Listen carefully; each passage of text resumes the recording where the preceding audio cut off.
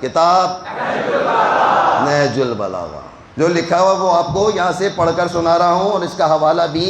دیتا جا رہا ہوں، ورنہ میرے جانے کے بعد کہیں گے پتہ نہیں کہاں کہاں سے نئی نئی لا کر سناتے ہیں، ہم نے تو آج تک نہیں پڑھا۔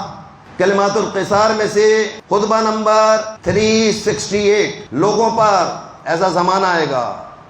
جب ان میں سے قرآن فقط تصویر تک باقی رہے گا، نقوش تک باقی رہے گا، فقط بس ایک لکھائی کی حد تک رہے گا، اس کے پاس اس کے زیادہ ان کے پاس قرآن مجید نہیں ہوگا، اور اسلام کا نام صرف نام تک باقی رہے گا۔ جب تم دیکھو کہ قرآن نقوش تک اور اسلام فقط نام تک باقی رہ جائے تو ایک نشانی اور دیکھنا، آخر وقت، آخر زمانے کی بات کر رہے ہیں مولا علی علیہ السلام، آخر زمانہ کیا ایسا زمانہ، اور لوگ حیران ہو کر سن رہے تھے۔ تیسری نشانی، اس وقت مسجدیں تعمیر ہوں گی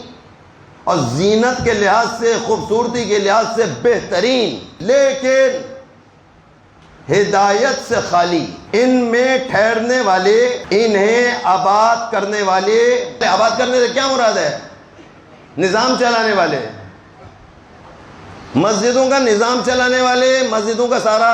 اختیار اپنے ہاتھ میں رکھنے والے، میں نہیں، یہ نہج البلاغہ ہے، کہتے ہیں اس میں ٹھہرنے والے، انہیں آباد کرنے والے تمام اہل زمین میں سب سے بدتر ہوں گے۔ بہت مزہ آتا ہے آپ کو ٹرسٹی بننے کا، ہاں جھگڑا کرتے ہیں میں بنوں گا ٹرسٹی، وہ کہہ رہا میں بنوں گا ٹرسٹی، انہوں نے اتنا کھا لیا، اس کا حساب دے دیں، اس کا حساب دے دیں۔ بابا تو جو کھا لیا اب تم کھاؤ گے؟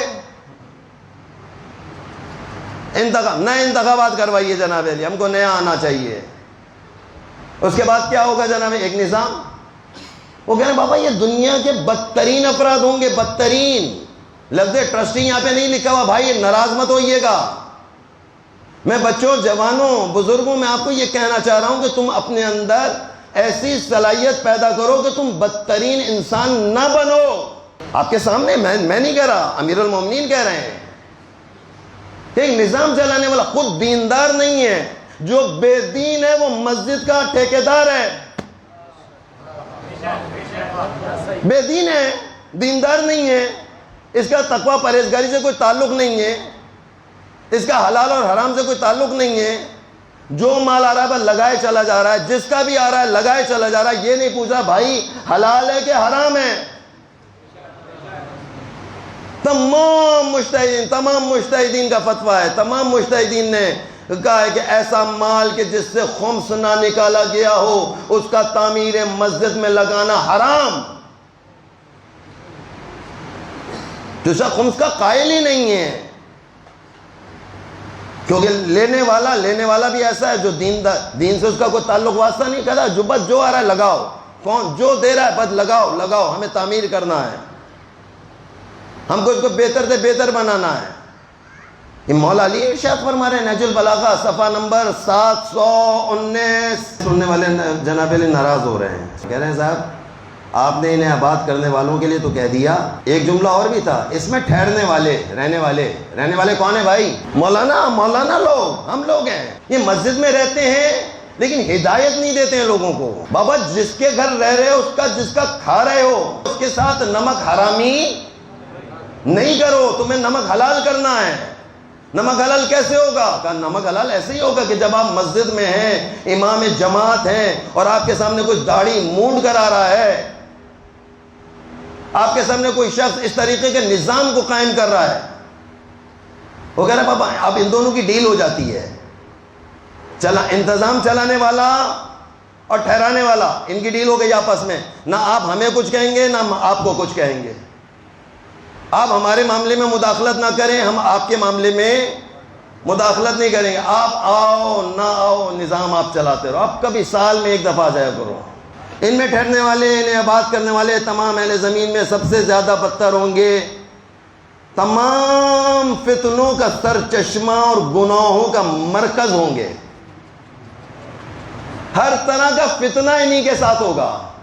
فتنوں کو ایجاد کرنے والے، ایجاد، گناہوں کا ایجاد کرنے والے، گناہوں کو بھی ایجاد کریں گے، سب سے بدتر ہوں گے فتنوں کو، پھر کہتے ہیں فتنوں کا سرچشمہ، گناہوں کا مرکز ہوں گے، جو اچھا پھر بڑی زبردست بات ہے، آگے چل کر مولا علی ارشاد فرما رہے ہیں جو ان فتنوں سے منہ موڑے گا، جو ان فتنوں سے منہ موڑے گا، بھاگنا چاہے گا، کہا بابا کل سے مسجد نہیں جائیں گے، بابا یہاں نظام اچھا نہیں چل رہا ہے، روزانہ جاتے ہیں، لڑائی جھگڑا اور پتہ نہیں کیسے کیسے لوگ آ رہے ہیں، ہمیں مسجد ہی نہیں جانا، خدا حافظ ہونا سے۔ وہ کہہ رہے ہیں یہ جو فتنوں سے بھاگیں گے یہ انہیں مثل حیوانات کے گھیر گھیر کے لائیں گے، چلو نماز پڑھو، کیوں نہیں آ رہے یہاں پر؟ آپ کو آنا پڑے گا، آپ کو آباد کرنا پڑے گا۔ اب یہ ان کے خوف سے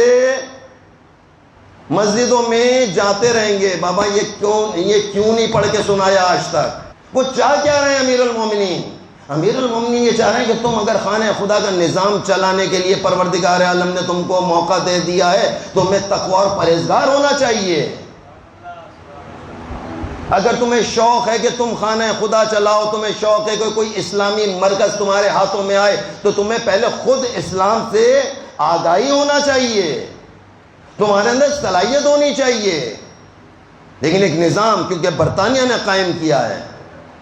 برطانوی نظام ہے، یہ لائف ٹرسٹی برطانوی نظام ہے، پوری زندگی آپ زندہ، جب تک آپ زندہ ہیں آپ ہی رہیں گے، آپ مر جائیں گے آپ کا بیٹا آ جائے گا، وہ بیٹا مر جائے گا پوتا آ جائے گا، پوتا مر جائے گا اس کی اولاد آ جائے گی، وہ لائف۔ اور مسجدوں میں بھی جو آگے مصلی بچھڑا ہوتا ہے اس کے اندر بھی میرے دادا یہی نماز پڑھتے تھے، میرے ابا یہی نماز میں بھی یہی پڑھوں گا، مصلی تک پر قبضہ ہے۔ یہ انہوں نے نہیں کیا، یہ اب عوام نے کر لیا، عوام نے بھی ان سے بہت سی چیزوں کو سیکھ لیا ہے۔ وہ کہہ رہے ہیں تم کو ایسا نہیں ہونا چاہیے، علی کا طرز زندگی،